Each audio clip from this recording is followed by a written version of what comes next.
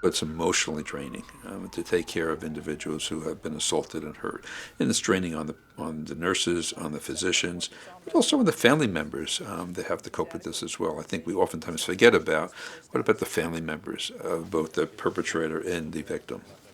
They're affected as well. It's not just Seattle and King County that we're seeing this in, but it's across the country.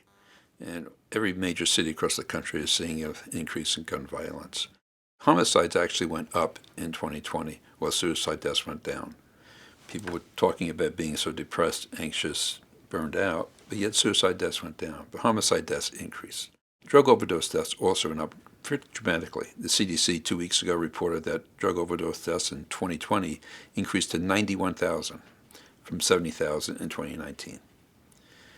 When there are drugs circulating in the community, and most of the drug deaths are due to opioids, you see guns coming out to protect the product and protect the profit, and therefore you're going to see increase in gun violence. Obviously, there's also been an increase in gun sales. It's been well publicized across the country. Gun sales in every major community have increased, and most times it's because people are worried about breakdown in law and order, and they are buying guns to protect their families, and some of those are new gun owners. Now, I'm sure that most of those gun buyers are responsible citizens who are not out there committing violence.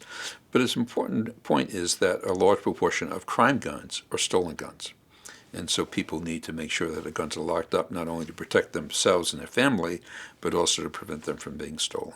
I think one of the things that parents don't realize is that they think their children, whether they be preschool age children, older children, teenagers, they think they don't know where the gun is, or they think that the kids can't access the guns. But there's been some recent studies showing that parents severely underestimate how accessible those firearms are to their teenagers.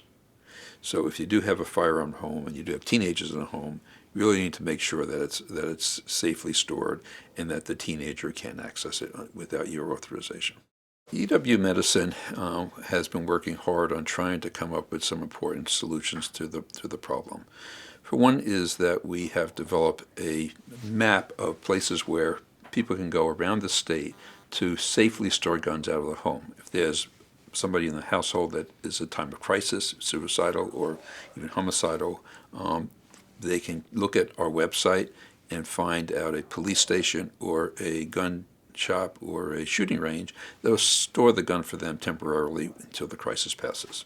We are working here at Harborview Medical Center working with the community to have case managers, to work with violence interrupters in the community, to work with individuals that we see and treat here at the hospital with firearm injuries, to try to prevent that recidivism, to try to prevent retaliation kinds of firearm injuries. These are all measures that are important. They're not going to work individually, but together I think they can make a difference to reduce the total of gun violence.